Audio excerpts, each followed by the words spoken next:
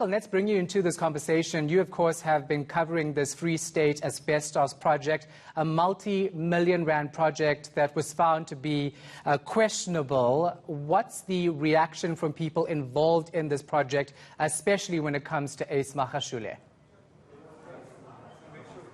Well, Shahan, it is the belief of Mxolisi Dukwana, a former ally turned foe of Ace Magashule, that this was a long time coming, that this was a project that was dubious from the start and was simply a way to be able to loot the fiscus. And it was massively inflated. 255 million was the tender, and it cost about 20 million to actually do the job, or even less if you look at media reports. About 3% of that 255 million is what it took to actually do the asbestos audit that found about 36,000 homes in the Free State have asbestos roofs. And by my last calculation, the latest information we have is that there's still over 33,000 homes. So 7 years, and they've only been able to eradicate about 3,000 homes. When I spoke to Mxolisi Dukwana, he said this is a long time coming. The man must face the music. Listen in. I think Ace must face the music. He must face his time also and answer to a number of other things. We might not be saying he's guilty, but surely he has to answer. You come here where you take an oath, where you say conscientiously and all those things, and things happen under your watch. You still want us to believe that you are innocent. I did not do anything. The fact of the omission, failure to act, is actually an offense. Fuyo, you said earlier when I spoke to you that Ace Magashule is unlikely to step down of his own volition, that he's going to play a hard game. What's the likelihood of party top structures speaking to him before he makes that call to try and win or save face? Well, I mean, you need not go any further than, Pule Mabe, who is the national spokesperson of the ANC and the spokesman of the National Executive Committee. He didn't seem to know how to handle the news of Ace Magashule's imminent arrest. Not surprising. This is how the ANC has typically behaved. And part of the problem is that they have been very inconsistent in dealing with these sorts of matters. Add to that the fact that Ace Magashule is the CEO, if you like, of the ANC. Everyone takes their orders from him.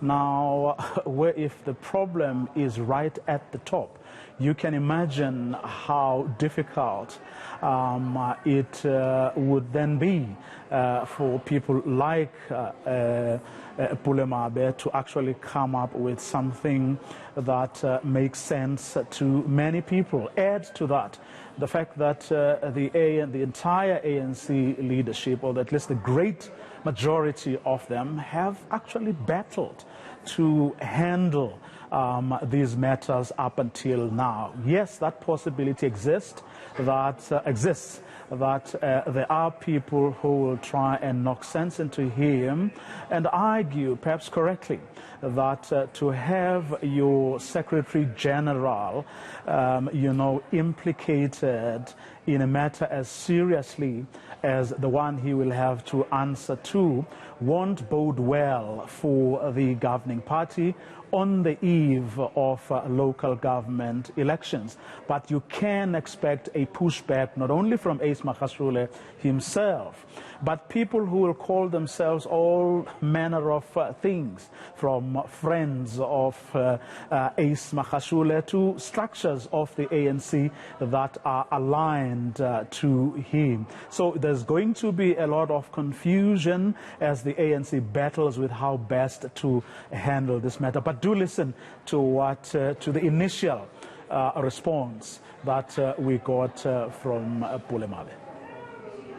Today, Tuesday, the 10th of November 2020, the African National Congress learned through media reports of the issuance of a warrant of arrest against its Secretary-General, Comrade Ace Magashule.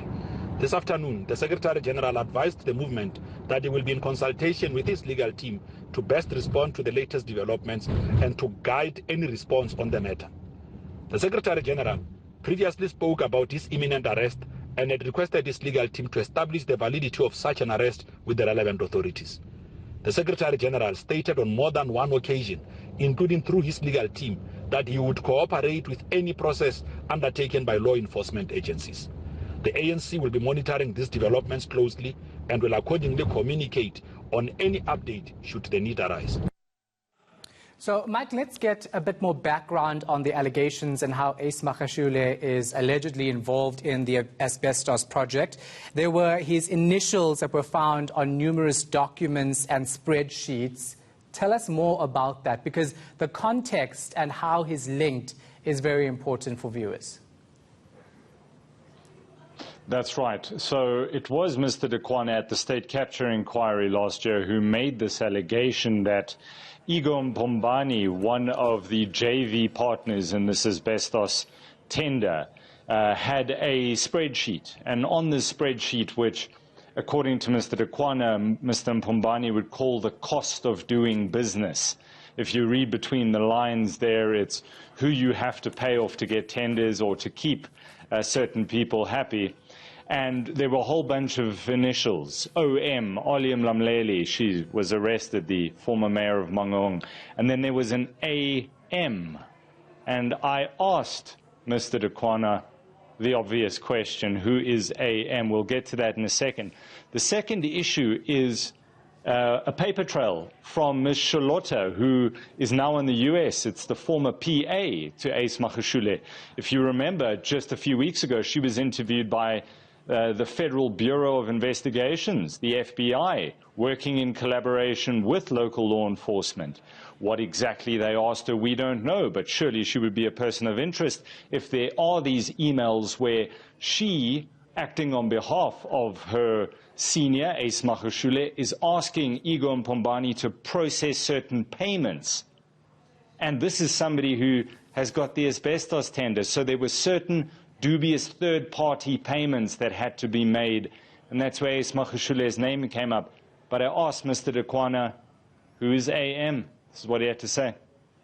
The reason why I refuse to help, to say you can't actually get involved in this if you do not have accreditation. He went on to say, look at this, and he took out a spreadsheet, and that he was saying, look, all these people that are here, we actually, this is what we call cost to business. Is that where the AM was on? That was all the names that he put. There were names, a number of other names. Others were written names properly. Who is AM on that spreadsheet, Mr. Dukwana? In terms of what he had said to me, he said AM meant Ace Magashule, OM or Limlam Lady.